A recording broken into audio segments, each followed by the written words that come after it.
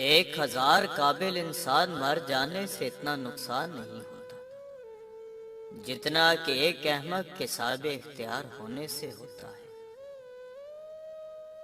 اگر تو بیکار پتھر ہے تو صاحب علم کے پاس بیٹھ، گوہر بن جائے گا۔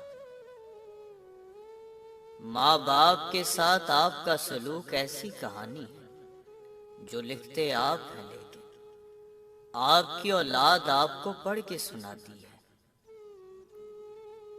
خبردار، بہت سے شیطان انسانوں کی صورت میں ہے، بس ہر شخص کے ہاتھ میں ہاتھ نہیں دے دینا چاہیے۔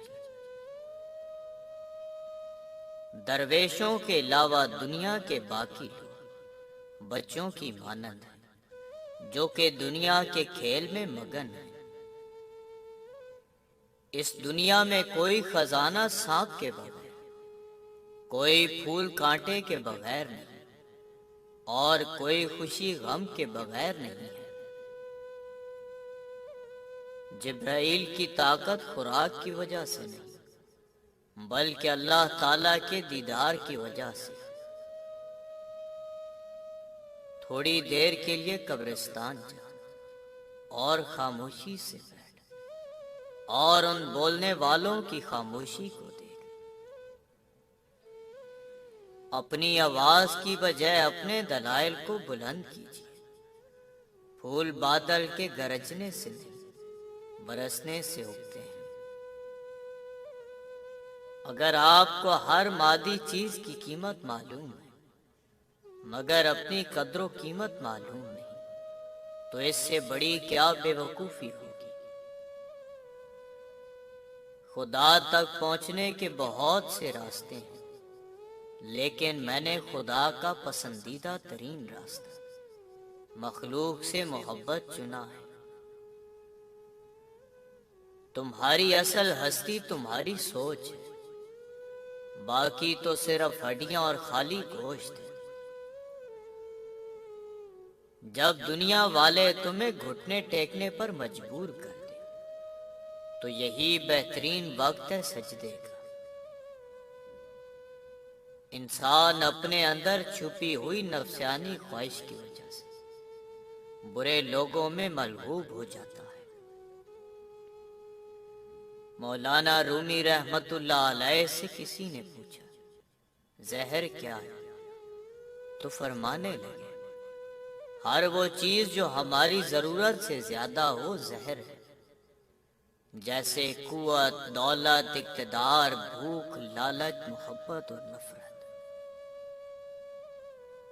اگر میرا علم مجھے انسان سے محبت کرنا نہیں سکھاتا تو ایک جاہل مجھ سے 1000 درجے بہتر ہے۔ جو درد تم محسوس کرتے ہو وہ پیغامات، انہیں غور سے سنو۔ میں نے بہت سے انسان دیکھے ہیں جن کے بدن پر لباس نہیں ہوتا، اور بہت سے لباس دیکھے ہیں جن کے اندر انسان نہیں ہوتا۔ عقل قبر سے آگے نہیں دیکھ سکتی، قبر سے آگے عشق کا قدم اٹھتا ہے، اور عشق ایک جسم میں زمان و مکان والی کائنات سے آگے نکل جاتا ہے۔ اکیلے رہنا بری صحبت میں رہنے سے بہتر ہے۔ گفتگو سے سمجھ بوجھ میں اضافہ ہوتا ہے، لیکن تنہائی وہ مدرسہ ہے جہاں عظیم ذہن جنم لیتے ہیں۔ پرسکون وہ ہے جس کو کم یا زیادہ کی فکر نہیں۔ ہر فرد کسی خاص مقصد کے لیے پیدا ہوتا ہے۔ مقصد کے حصول کی خواہش پہلے یہ اس کے دل میں رکھ دی جاتی ہے۔ جب انسان کی آنکھوں سے ندامت کے آنسو بہتے ہیں تو اس پر رب کی رحمت برستی ہے۔ زندگی نے 2 چیزیں ضرور سکھائی ہیں، ایک تو اپنے میں خوش رہنا، دوسرا اپنے خدا کے سوا کسی سے کوئی امید نہ رکھنا۔ تمہارا کام محبت کو ڈھونڈنا نہیں، بلکہ تم اپنے اندر موجود ان رکاوٹوں کو کھوجو تم نے اس کے راستے میں کھڑی کی ہوئی ہے۔ انسان روح کا جو پہلو رحمانی یا شیطانی جاگتا ہے، انسان اسی کے مطابق زندگی میں چیزوں کا انتخاب کرتا ہے۔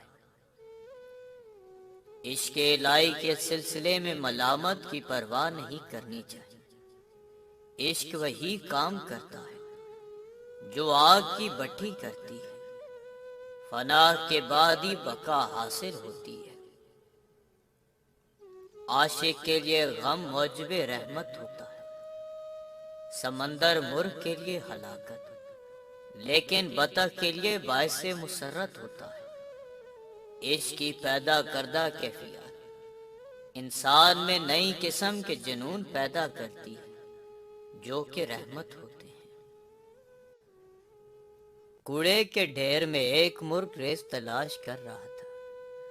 کریتے کریتے سے ایک پیش قیمت ہیرا مل گیا۔ مرغ بولا، بے شک تو ایک قیمتی ہیرا ہے، مگر مجھے اس سے کیا؟ اگر تو کسی جوہری کو مل گیا ہوتا تو تیری قدر کرتا، تجھے اپنی دستار میں سجاتا۔